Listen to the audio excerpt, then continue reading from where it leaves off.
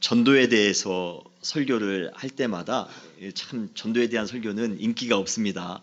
그래서 전도 설교할 때마다 은혜 받았다라는 말을 참 듣기가 쉽지 않은데 제가 은혜교회에 와서 지난주 전도에 대해서 설교하면서 은혜 받았다라고 저에게 말씀해 주신 분들이 참 많이 계셨습니다. 그래서 정말 우리 은혜교회는 가능성이 있고 또 부흥의 교회가 될 것이라 제가 믿게 되었습니다. 여러분 하나님께서 우리에게 말씀해 주시는 이 말씀을 통하여 전도의 말씀을 통하여 하나님의 사명을 믿음으로 감당하실 때에 여러분 삶 가운데 또 우리 은혜교회 가운데 부흥의 역사, 회복의 역사가 임하게 될 줄 믿습니다. 전도 복음 증거자라는 제목으로 오늘같이 하나님의 말씀을 나눌 때 큰 은혜가 넘치시기를 주님의 이름으로 축원합니다. 성경에서 전도하면 제일 먼저 떠오르는 인물이 있습니다. 그가 바로 빌립입니다. 사실 성경 전체를 볼 때 큰 비중을 차지하는 인물은 아닙니다. 그렇지만 그는 성실하게 자신의 사명을 묵묵히 감당함으로써 어느 인물 못지않게 훌륭하게 하나님의 약간 사명자로 그 일을 잘 감당했습니다. 그래서 저도 우리 둘째 아이 이름을 빌립이라고 지었습니다. 필립이라고 지었습니다. 빌립은 사마리아 지역에서 활발하게 전도 활동을 감당했던 사람입니다. 사도행전 1장 8절에 보면 오직 성령이 너희에게 임하시면 너희가 권능을 받고 예루살렘과 온 유대와 사마리아와 땅끝까지 이르러 내 증인이 되리라 라는 그러한 구절이 나옵니다.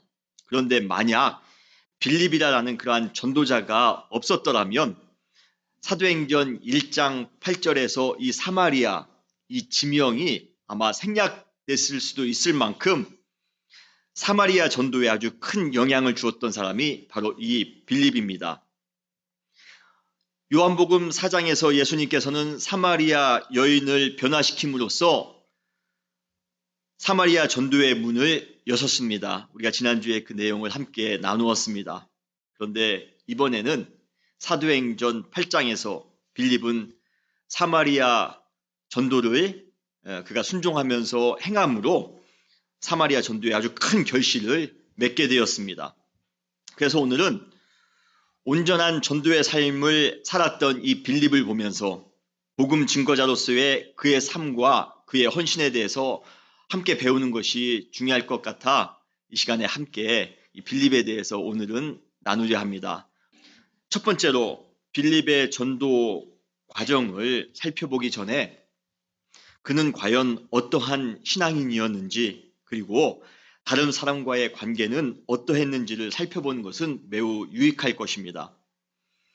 사도행전 6장에 보면 일명 7집사를 선택하는 장면이 나옵니다. 예루살렘 교회들이 갑자기 급성장하면서 사도들의 사역이 가중되자 사도들을 도와 함께 사역을 나눌 집사들을 선택하기로 결정합니다. 그러면서 집사가 되기 위한 조건을 간략하게 사도행전 6장에 언급하고 있습니다. 바로 그 조건은 성령과 지혜가 충만하여 칭찬받는 사람이어야 한다는 것입니다. 그리고 빌립은 바로 이러한 7집사 중에 한 사람으로서 성령과 지혜가 충만했으며 더불어 초기 기독교 공동체에 큰 영향을 주었던, 큰 칭찬을 받았던 사람이었다는 것입니다. 그는 신앙도 좋았을 뿐만 아니라 인격적으로도 모든 사람들에게 칭찬을 받을 만한 사람이 바로 이 빌립이었던 것입니다. 제가 이 구절을 묵상하면서 과연 전도자는 어떠한 사람이어야 할까 생각해 보았습니다.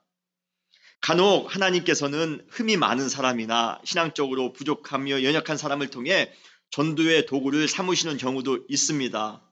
그런데 흠이 많은 사람, 부족한 사람을 통해서도 전도를 하는 경우는 전도를 받는 사람보다 전도하는 사람을 온전히 변화시키기 위해서 하는 경우가 많이 있습니다. 어떤 분이 그래요. 성도님 전도하세요. 저는 부족해서 전도를 못합니다. 저는 연약해서 전도를 못합니다. 그러나 전도할 때 우리의 신앙이 더욱더 성숙됨을 믿으시길 바랍니다. 부족할 때, 연약할 때 어쩌면 더 전도하셔야 됩니다. 그래야지 우리의 신앙이 더욱더 성숙할 수 있는 것입니다. 그러나 이러한 경우는 드문 경우입니다. 진정으로 우리가 전도하기 위한 전도자가 되기 위해서 신앙적으로나 인격적으로 모든 사람들에게 모범이 되는 것은 매우 중요합니다. 삶 속에서 빛과 소금의 역할을 감당하며 살아야 합니다. 그리스도의 향기를 항상 풍기며 살아야 합니다. 모든 사람들로부터, 심지어 믿지 않는 사람들로부터도 예수 그리스도를 닮았다는 평가를 받을 수 있어야 합니다. 빌립이 바로 그러한 사람이었습니다. 그는 누가 보아도 성령 충만한 사람이었으며 누가 보아도 큰 지혜를 가지고 있었던 사람이었습니다. 그래서 세상의 모든 사람들로부터 항상 칭찬을 받는 사람이 이 빌립이었습니다. 그는 얼마나 많은 사람을 예수 그리스도의 섬김으로 사랑하며 살았는지 모릅니다. 정말 집사될 만한 그러한 자격이 있는 사람이라고 모든 사람들로부터 이구동성으로 인정받았던 신앙인이며 인격자였습니다. 사람들이 빌립의 삶을 볼 때 나도 저분처럼 예수님을 믿는 사람이 돼야지 그러한 마음이 들 정도의 사람이었습니다. 그러니 그러한 사람이니 어찌 전도자가 되지 않을 수 있겠습니까? 교회를 오래 다녔는데도 불구하고 5년을 다녔습니다. 10년을 다녔습니다. 교회에서 중요한 직분을 맡았는데도 불구하고 세상 사람들로부터 크게 지탄을 받는 사람이 우리 주변에도 종종 있습니다. 저 사람이 다니는 교회는 죽어도 가지 않을 것이다 라고 평가를 받는다면 여러분, 이것처럼 불명예가 어디 있겠습니까? 이것처럼 안타까운 것이 어디 있겠습니까? 다른 사람들이 나의 모습을 보면서 내가 저 사람이 믿는 예수님은, 저 사람이 믿는 교회는 안 나갈 거야. 여러분, 그건 참 불명예입니다. 물론 사람의 성품이나 어떠한 능력으로 전도하는 것은 아닙니다. 내가 좋은 성품을 가지고 있고 내가 좋은 인격을 가지고 있다고 해서, 내가 어떠한 특별한 어떠한 능력을 가지고 있다고 해서 내 힘으로 전도하는 것은 아닙니다. 빌립이 많은 사람들로부터 좋은 사람이라고 칭찬을 많이 받았지만 그렇다고 그것으로 그가 전도한 것은 아닙니다. 오히려 그의 신앙과 인격을 보고 전도된 사람보다는 그가 선포한 예수 그리스도를 통해 전도된 사람이 훨씬 더 많이 있었습니다. 그럼에도 불구하고 다른 사람들에게 영적으로 도전을 줄 수 있을 만큼 신앙적으로 바로 서 있을 때 전도의 능력은 훨씬 강력해질 수 있다는 것입니다. 신앙의 삶이 뒷받침되지 않고서는 전도할 수 없습니다. 사람들에게 선한 영향력을 주지 않고서는 전도하기가 매우 어렵습니다. 진정한 전도자가 되기를 원한다면 신앙적으로 먼저 성숙해지시기를 바랍니다. 수많은 사람을 섬길 만큼의 그러한 인격적 소양을 갖추시기를 바랍니다. 많은 사람들로부터 칭찬받으며 존경받는 사람이 되시기를 바라요. 제가 매일 아침마다 우리 사랑하는 성도님들을 위해서 기도하는 그러한 기도의 문구가 있습니다. 기도의 내용이 있습니다. 주님, 우리 사랑하는 성도님들, 이 지역에서 존경받는 사람이 되게 해주십시오. 이 지역에서 모든 사람들로부터 인정받는 우리 사랑하는 성도님들 되게 해주십시오. 여러분, 제가 매일같이 기도하는데 그 기도가 느껴지십니까? 여러분, 존경받는 분 되세요. 지탄받는 분이 아니라 저기에 어느 교회 다닌다는데 그분이 다니는 교회는 난 안 다닐 거야. 그러한 불명예스러운 그러한 신앙인이 아니라 모든 사람들로부터, 이 아이와 지역에 믿지 않는 분들도 많이 계십니다. 믿지 않는 그러한 우리 학생들도 많이 있습니다. 그러한 분들로부터도 인정받으며 존경받을 수 있는 귀한 하나님의 사람 되시기를 주님의 이름으로 축원합니다. 그때 우리는 진정한 전도자가 될 수 있는 것입니다. 빌립이 바로 그러한 사람이었기에 그의 전도가 더욱더 파워풀했던 것입니다. 두 번째로 빌립에게 있어서 그의 전도의 출발은 박해였습니다. 어려울 때 전도를 시작했습니다. 화라산처럼 거침없이 타올랐던 예루살렘 교회의 부흥은 전혀 뜻하지 않은 사건으로 인해 큰 위기를 맞이하게 됩니다. 바로 스데반 집사님의 순교를 시작하여 예루살렘 교회들에게 닥친 아주 혹독한 박해였습니다. 사도행전 7장은 스데반의 순교로 끝납니다. 그리고 이어 사도행전 8장은 이렇게 시작하고 있습니다. 오늘 본문 1절 말씀입니다. 사울은 그가 죽임당함을 마땅히 여기더라. 그가 바로 스데반입니다. 스데반의 죽임당함을 마땅히 여기더라. 그날에 예루살렘에 있는 교회에 큰 박해가 있어 사도 외에는 다 유대와 사마리아 모든 땅으로 흩어지니라. 상식적으로 생각할 때 가혹한 시련만큼 교회 공동체의 성장에 큰 도전과 방해가 되는 것은 없습니다. 우리가 신앙생활을 할 때 무언가 잘 되려고 만사 형통하려고 신앙생활을 하지 고난의 구렁텅이에 빠지기 위해 큰 고생을 자처하기 위해 큰 손해를 보기 위해 신앙생활을 하지 않습니다. 그런데 그러한 고난이 초대교회에 지금 찾아온 것입니다. 어쩌면 많은 사람들이 교회 공동체에 큰 위기가 찾아왔기 때문에 이제 이 교회는 끝날 것이다. 초대교회 이 기독교 공동체는 이제 끝날 것이다. 모든 사람들이 다 그렇게 예상했을 수 있습니다. 그런데 여기서 누구도 생각하지 못했던 아이러니한 반전이 일어났습니다. 바로 박해가 전도의 출발점이 되었다는 것입니다. 할렐루야. 박해가, 핍박이. 그래서 기독교가 완전히 죽을 줄 알았는데, 씨가 말릴 줄 알았는데 박해와 핍박이 전도의 출발점이 되었습니다. 오늘 본문 4절에 보면 그 흩어진 사람들이 두루다니며 복음의 말씀을 전할세. 개인적으로 이 구절을 읽을 때마다 온몸에 소름이 돋는 것과 같은 그러한 전율을 느끼곤 합니다. 신앙의 공동체를 풍비박산 만들기 위한 사탄의 음흉한 괴계에도 불구하고 그것을 역으로 이용해 오히려 기독교 공동체를 확장시키는 하나님의 그 놀라운 계획이 얼마나 아름답고 얼마나 귀한지 모르겠습니다.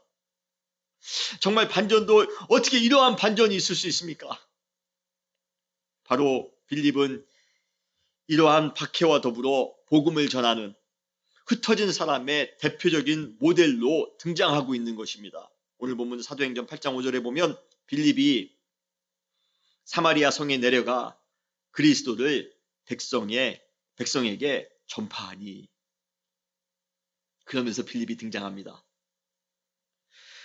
우리도 인생 중에 당하는 고난이 절대로 절망이나 좌절이 아니라 도리어 전도의 출발점이 됨을 여러분 믿으시길 바랍니다. 어쩌면 신앙적으로 당하는 고난과 역경은 복음을 전파하라는, 더욱더 복음 중심으로 살아가라는 하나님의 강력한 자극, 하나님의 강력한 도전이 될 수 있습니다. 메시지일 수 있습니다. 여러분 삶에 고민이 생기셨습니까? 현실의 담이 높게만 느껴지십니까? 매사에 기쁨이 사라졌습니까? 건강에 문제가 생겼습니까? 인간관계에 어려움이 생겼습니까? 재정적인 압박이 있습니까? 우리는 보통 이러한 삶의 문제가 생기면 1차적으로 신앙을 버리기 쉽습니다. 그러한 유혹에 빠집니다. 작은 고난에도 불구하고 교회를 떠나며 신앙을 등지는 사람들을 우리는 주위에서 간혹 봅니다. 교회에 어떠한 성도가 싫기 때문에 교회를 떠난다는 것입니다. 교회에 희생할 것이 많아, 교회에 봉사할 것이 많아 교회를 떠난다는 것입니다. 교회에 다녀도 별거 없는 것처럼 느껴지고 그래서 교회를 떠난답니다. 그러나 오히려 어려움의 때, 고난의 때에 그때를 신앙의 출발점으로 생각하시고 도리어 전도에 힘쓰시는 여러분 되시기를 주님의 이름으로 축원합니다. 오히려 그때 전도의 대상자를 만날 수가 있습니다. 오히려 그때 내가 평생 관계하며 양육해야 될 신앙의 동지를 만날 수가 있습니다. 결국 진정한 신앙인은 곤고하고 투박한 삶 속에서도 오히려 전도에 매진함으로써 현실을 이기며 살아가는 것입니다. 박해가 시작된 초대교회에 큰 부흥의 역사가 찾아왔던 것처럼 고난 중에도 믿음의 오기를 가지고 믿음의 야성을 가지고 더욱더 복음을 증거하며 살아가는 여러분 모두에게 큰 부흥과 회복의 역사가 임할 줄 믿습니다. 어려움을 당할 때 여러분 오히려 전도하시길 바랍니다. 고난과 역경이 찾아왔을 때 더욱더 복음에 매진하시기 바랍니다. 주님께서는 아마 놀라운 일을 여러분들 삶 가운데 이루실 것입니다. 그래서 세 번째, 빌립의 사역을 통해 우리가 알 수 있는 것은 하나님의 능력이 나타날 때 전도는 더욱더 극대화될 수 있다는 것입니다. 전도하는 곳에 하나님의 역사, 하나님의 능력이 일어남을 여러분 믿으시길 바랍니다. 성경에 보면 빌립이 사마리아에서 복음을 증거할 때 여러 표적과 능력이 일어났다고 증언하고 있습니다. 오늘 본문 사도행전 8장 6절에 보면 사마리아 사람들이 빌립이 행하는 표적을 보았다라고 말하고 있습니다. 그리고 7절에 보면 그러한 표적들의 구체적인 예가 나오고 있습니다. 많은 사람에게 붙었던 더러운 귀신들이 크게 소리를 지르며 나가고 또 많은 중풍병자와 못 걷는 사람이 나으니 라고 말씀하십니다. 그리고 사도행전 8장 13절에 보면 우리가 읽지는 않았지만 똑같은 빌립의 사마리아 사역입니다. 거기에 보면 사마리아에서 마술로 사람들을 놀라게 함으로 큰 인기를 끌었던 시몬이 나옵니다. 그런데 이 사람이 빌립을 따라다니며 빌립이 행하는 그러한 표적과 큰 능력을 보고 오히려 크게 놀랐다라고 증언하고 있습니다. 하나님의 능력, 하나님의 기적이 그 지역을 복음화하는 데 있어서 큰 영향을 줄 것이라는 것 여러분 믿으시길 바랍니다. 전도하는 곳에 하나님의 능력이 일어납니다. 지금도 수많은 제3세계에서 복음을 증거할 때, 선교할 때 중국과 남미와 중앙아시아에서 하나님의 복음을 증거할 때 지금도 많은 하나님의 역사가 기적같이 일어나고 있습니다. 전도는 예수님이 그리스도이심을, 예수님이 메시아이심을 선포하는 것입니다. 그분을 통해 하나님의 나라가 이 땅 가운데 이루어졌음을 증명하는 것이 바로 전도입니다. 그러기에 전도하는 곳에 하나님의 능력이 일어나는 것은 너무나도 당연합니다. 하나님의 나라에 하나님의 기적과 하나님의 능력은 일상입니다. 이 세상에서는 하나님의 기적이 특별할지 모르지만 하나님의 나라에서는 하나님의 기적이 일상입니다. 여러분 믿으십니까? 하나님의 능력을 경험하기를 원한다면 여러분 전도하시기 바랍니다. 전도는 영적 전쟁의 최전선 프론티어입니다. 그러기에 전도하는 곳에 하나님의 다이나믹한 역사를 우리는 생생하게 체험할 수 있습니다. 왜 우리는 10년을 신앙생활하고 20년을 신앙생활하고 평생을 신앙생활하시면서도 하나님의 능력, 하나님의 기적을 한 번도 체험하지 못합니까? 전도하지 않아서 있기 때문입니다. 영혼을 사랑하는 마음을 가지고 전도할 때 하나님의 능력이 일어나는 것을 여러분들은 보실 텐데 전도하지 않아요.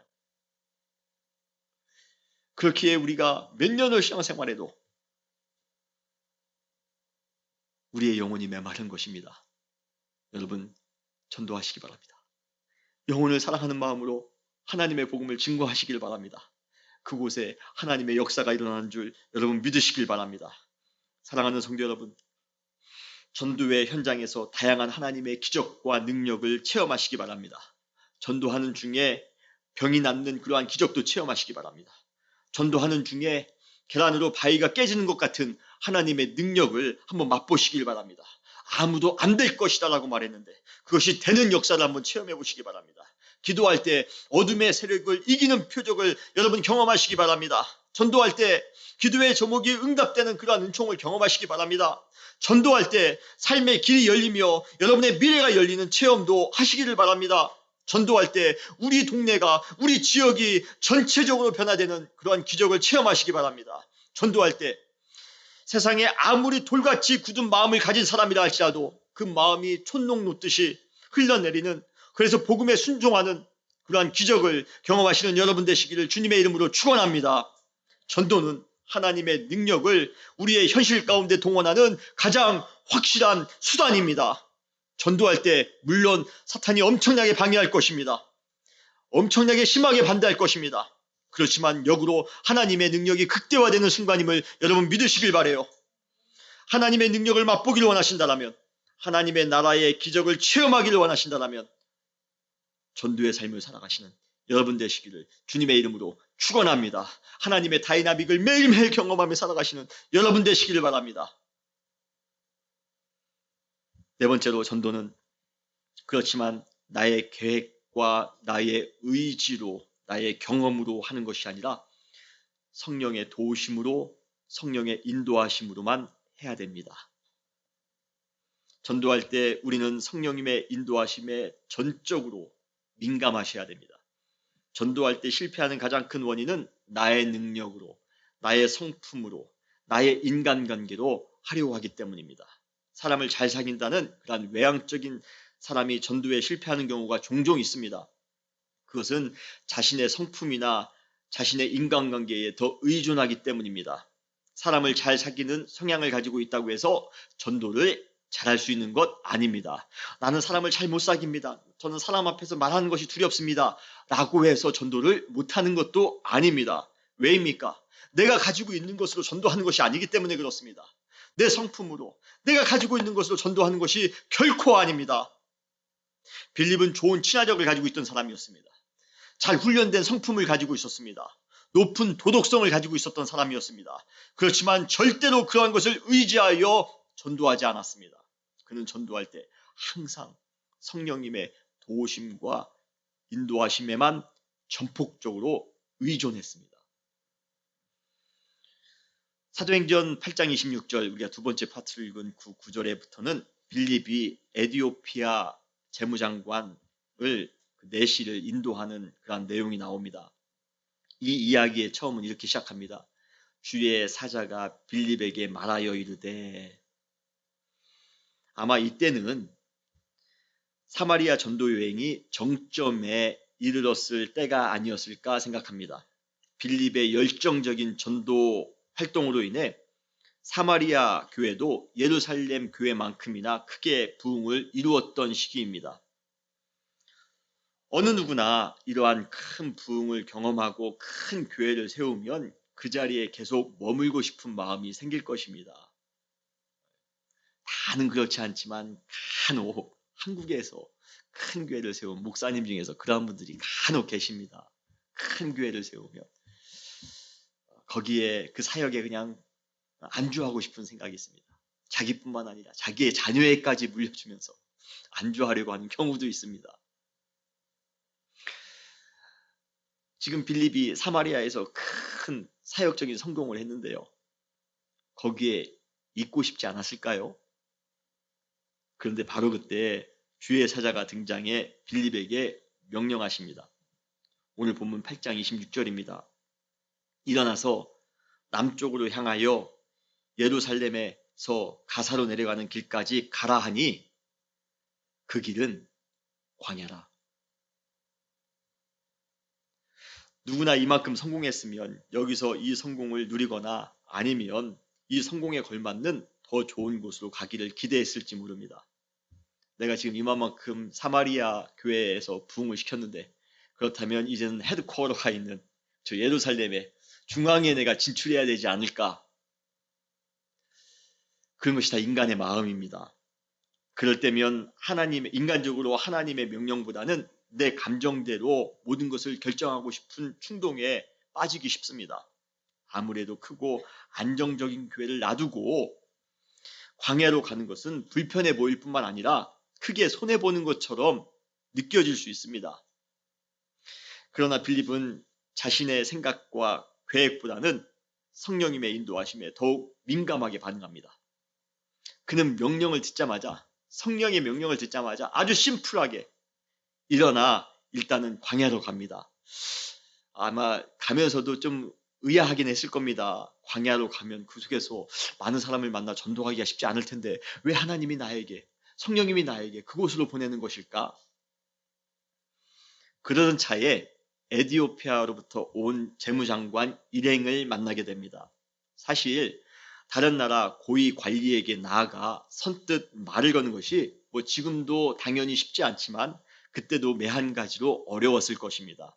먼 발치에서 어쩌면 빌립도 그 긴 행렬을 지켜보며 머뭇거리고 있지는 않았을까 생각을 합니다. 그런데 바로 그때 성령님께서 그에게 이렇게 말씀하십니다. 사도행전 8장 29절에 성령이 빌립더러 이르시되 이 수레로 그 에디오피아 재무장관 네시가 타고 있는 그 수레로 가까이 나아가라 하시거늘. 그런데 그 명령을 들은 후에 빌립의 반응은 참 놀랍습니다. 언제 내가 지금 머뭇머뭇거리고 있었느냐는 듯이 아주 신속하게 반응하고 있습니다. 저는 사도행전 8장 30절 말씀을 너무 좋아합니다. 빌립의 반응이 너무 좋습니다. 뭐라고 말씀합니까? 빌립이 달려가서. 그냥 걸어가는 것도 아닙니다. 빌립이 아까까지는 머뭇머뭇거렸을지 모르지만 성령님이 명령하시자마자 아주 달려갑니다. 여러분, 우리가 하나님의 명령에 아주 민첩하게 반응할 필요가 있습니다. 성령님께서 명령하실 때 여러분 달려가시는 여러분 되시기를 주님의 이름으로 축원합니다. 빌립보서 3장 14절에 보면 표대를 향하여 그리스도 예수 안에서 하나님이 위에서 부르신 부름의 상을 위하여 달려가노라. 달려가노라. 여러분 걸어갈 정황이 없습니다.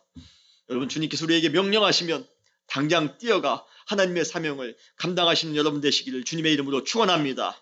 전도를 위해서라면 성령의 소리를 듣고 곧바로 반응하셔야 됩니다. 그리고 성령의 소리를 듣기 위해 우리가 먼저 해야 될 것이 있는데 기도하셔야 됩니다. 기도 중에 성령님께서는 우리의 마음에 누구를 만나야 될지, 누구에게 찾아가야 될지 명령을 주실 것입니다. 그때 우리는 주저하지 말고 달려가 복음을 그 사람에게 전해야 됩니다. 성령님은 누가 복음이 필요한지를 정확하게 알고 계십니다. 그리고 때가 되면 성령님은 우리 전도자들을 그 복음이 필요한 사람에게로 파송하실 것입니다. 이 지역에 누가 있는데 그에게로 가시오. 복음이 필요한 사람이 있습니다. 위로가 필요한 사람이 있습니다. 두려워하지 마시고 그 사람에게 나아가시기 바랍니다. 여러분 기도하실 때 주님께서 우리 마음 가운데 그 마음을 주실 줄 여러분 믿으시길 바랍니다. 그러한 사람에게 우리는 나아가야 됩니다. 그래서 우리는 항상 전도를 위해 성령의 소리에 민감해야 됩니다. 여러분 소리에 민감하면 저 사람은 죽어도 변화되지 않아. 그 소리만 들릴 거예요. 저 사람에게 전도하면 100% 실패할 거야. 그런 소리만 들릴 겁니다. 그렇지만 기도하면서 성령님의 소리를 듣는다면 주님께서 보내시는 영혼이 있습니다. 그 소리를 들으실 수 있어야 됩니다. 빌립이 에디오피아 재무장관에게 이렇게 물어봅니다. 오늘 본문 8장 30절에 보면 이사야 선지자의 글 읽는 것을 듣고 말하되 읽는 것을 깨닫느냐? 그때 그 장관의 대답이 걸작입니다. 사도행전 8장 31절에 지도해 주는 사람이 없으니 어찌 깨달을 수 있느냐? 누가 나한테 얘기해 주지 않는데, 누가 나에게 복음을 말하지 않는데, 누가 나에게 예수 그리스도에 대해서 말하지 않는데 내가 어찌 깨달을 수 있느냐? 여러분 이 세상에 복음이 필요한 사람들이 정말 많이 있습니다. 돈 많이 있다고, 권력이 있다고 사람들 앞에서는 자신 있게 보일지 모르지만 성령의 그러한 지혜를 가지고 그의 심령을 뚫어지게 쳐다본다면 그 안에 곤고함이 있습니다. 그 마음에 답답함이 있습니다. 얼마나 복음이 필요한 사람들인지 모릅니다. 우리가 아는 사람이든 모르는 사람이든 이 세상에 전도할 사람들이 많이 있습니다. 여러분 전도를 위해 기도하시기 바랍니다. 그리고 성령님께서 여러분 마음 가운데 감동을 주시면 민감하게 반응하시기 바랍니다. 그 음성에 순종하시기 바랍니다. 머뭇거리지 마시고 여러분 달려가시기 바랍니다. 그곳이 학교일 수도 있습니다. 그곳이 회사일 수도 있습니다. 그곳이 여러분의 이웃일 수도 있습니다. 가게일 수도 있습니다. 공원일 수도 있습니다. 아니 어제 만난 사람일 수도 있습니다. 믿음으로 성령님의 말씀에 성령님의 인도하심을 따라 순종하여 나아갈 때 정말로 복음이 필요한 사람을 만나게 될 줄 믿으시길 바랍니다. 그리고 그에게 복음을 전하세요. 비록 빌립이 한 에디오피아 사람에게 전도한 것이지만 사실 그 한 사람을 전도함으로써 에티오피아 민족 전체를 전도할 수 있는 그러한 교두보가 마련된 것입니다. 여러분, 하나님의 방법은 참 오묘합니다. 광야에서 에티오피아의 그러한 관리를 만나서 그 사람에게 전도함으로 에티오피아가 변화될 수 있는, 에티오피아가 복음화될 수 있는 그러한 일을 이루셨는데, 그러한 하나님의 역사가 얼마나 오묘합니까? 여러분들이 나아가 복음을 증거할 때 그 한 사람을 통하여 그 사람의 가정이 변화될 줄 믿으시길 바랍니다. 그 사람이 속한 직장이 변화될 줄 믿으시길 바랍니다. 그 사람이 속한 그 이웃이 완전히 변화될 줄 믿으시길 바랍니다. 어쩌면 우리도 하지 못하는 이 아이와 지역의 변화를 여러분들이 전도한 그 한 사람이 그 일을 감당하게 될 수도 있습니다. 하나님의 역사는 아무도 모릅니다. 그렇지만 우리가 할 수 있는 것은 성령님의 도우심 가운데 나아가 담대하게 복음을 증거하는 것입니다. 여러분, 성령에 민감하시기 바랍니다. 그리고 주님께서 명령하시면 달려가시기 바랍니다. 복음을 증거하시기 바랍니다. 그때 복음의 열매가 반드시 여러분 삶 가운데 임하게 될 줄 믿습니다. 다섯 번째로 빌립은 예수 그리스도만을 전파했습니다. 빌립이 전했던 메시지의 핵심은 분명합니다. 오직 예수 그리스도입니다. 오늘 본문 사도행전 8장 5절에 보면 빌립이 사마리아 성에 내려가 그리스도를 백성에게 전파하니, 사도행전 8장 12절에 빌립이 하나님의 나라와 예수 그리스도의 이름에 관하여 전도함을 그들이 믿고 라고 말씀하십니다. 사도행전 8장 35절에 보면 빌립이 입을 열어 이 글에서 시작하여 예수를 가르쳐 복음을 전하니, 빌립이 사마리아 땅에서 복음을 증거했던 그 내용은 다 무엇입니까? 다 예수 그리스도입니다. 예수 그리스도가 그의 복음의 핵심이었습니다. 내 경험이 아닙니다. 내가 가지고 있는 지식이 아니었습니다. 오직 예수 그리스도. 여러분, 예수 그리스도만을 증거하시는 여러분 되시기를 주님의 이름으로 축원합니다. 바울도 그러한 사실을 정확히 알고 있었습니다. 그래서 고린도전서 2장 1절로 2절 말씀에 이렇게 말씀하십니다. 형제들아, 내가 너희에게 나아가 하나님의 증거를 전할 때에 말과 지혜의 아름다운 것으로 하지 아니하고, 내가 가지고 있는 지식이나 내가 가지고 있는 어떤 철학을 가지고 너희에게 말한 것이 아니라, 내가 너희 중에서 예수 그리스도와 그가 십자가에 못 박히신 것 외에는 아무것도 알지 아니하기로 작정하였습니다. 내가 예수 그리스도와 그분의 십자가만 내가 증거했어. 여러분, 복음을 증거할 때 예수 그리스도를 증거하시는 여러분 되시기를 주님의 이름으로 축원합니다. 다섯 번째로 빌립이 전도할 때 전도한 곳에 큰 기쁨이 넘쳤습니다. 할렐루야, 할렐루야. 전도하는 곳에 기쁨이 충만하게 됩니다. 전도하는 곳은 기쁨이 넘치는 잔치 자리입니다. 우리가 이번 수련회 때 나누었던 그러한 구절이죠. 누가복음 14장에 보면 큰 잔치 비유가 나옵니다. 큰 잔치를 베푼 주인이 그 비유에서 이렇게 말하고 있습니다. 누가복음 14장 23절에 보면 나가서 사람들을 강권하여 데려다가 내 집을 채우라. 한마디로 말하면 무슨 뜻입니까? 전도에서 잔치 자리를 가득 메우라라는 것입니다. 그 목적은 무엇입니까? 목적은 분명합니다. 많은 사람이 잔치에 참여해 잔치의 기쁨을 함께 누리자라는 것입니다. 여러분, 전도하는 곳에 기쁨이 넘침을 여러분 믿으시길 바랍니다. 빌립의 전도로 사마리아에 복음이 전해지자 그곳의 반응을 성경은 아주 간단하게 설명하고 있습니다. 오늘 본문 사도행전 8장 8절에 보면 그 성에 큰 기쁨이 있더라. 그뿐 아니라 에티오피아 장관이 예수 그리스도를 영접하고 세례를 받은 후의 모습을 성경은 이렇게 표현하고 있습니다. 사도행전 8장 39절에 둘이 물에서 올라올새 주의 영이 빌립을 이끌어간지라 내시는 기쁘게 길을 가므로. 그 재무장관 내시의 마음에 기쁨이 넘쳤습니다. 사마리아 성에 기쁨이 넘쳤습니다. 복음이 증거되는 곳에 그러한 기쁨이 넘치는 줄 여러분 믿으시길 바랍니다. 내가 전도한 사람이, 내가 양육한 사람이 주 안에서 아름다운 신앙인으로 성장해가는 모습을 보는 것만큼 행복한 것, 값진 경험은 여러분 없습니다.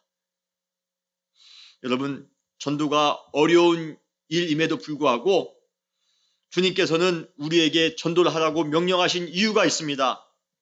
단순히 하나님의 공동체, 신앙 공동체, 교회가 커지도록 하기 위해서 아닙니다.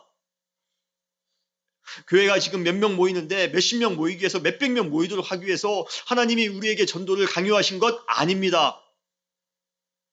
전도할 때 우리 모두에게 기쁨이 넘치기 때문에 그렇습니다. 주님이 그 기쁨을 이 공동체가 함께 누리기를 원하셨던 것입니다. 전도할 때 기쁨이 넘칠 수 있도록, 기쁨이 넘치는 그러한 공동체, 기쁨이 넘치는 우리의 삶이 될 수 있도록 하나님은 우리에게 전도하라고 명령하신 것입니다. 여러분, 참 기뻐할 것이 많지 않은 시대를 살아갑니다. 이러한 시대를 살아가면서 주님이 주시는 그 큰 기쁨을 여러분 누리며 살고 싶으신 마음 없으십니까? 이 자리가 정말 잔치의 기쁨이 넘치는 그러한 교회가 되기를 원치 않으십니까? 그렇다면 여러분 전도하시기 바랍니다. 전도하는 곳에 하나님의 큰 기쁨이 넘칠 줄 믿습니다. 3주 동안 우리가 전도에 관해서 하나님의 말씀을 나누었습니다. 그리고 다음 주, 다다음 주 우리 창립 예배가 있습니다. 창립 예배를 통하여 하나님께서 큰 은혜로 우리의 예배를 받아주실 텐데 2주간 우리의 최선을 다해 이 지역에 복음을 증거하는 여러분 되시기를 주님의 이름으로 축원합니다. 다시 기도하시겠습니다.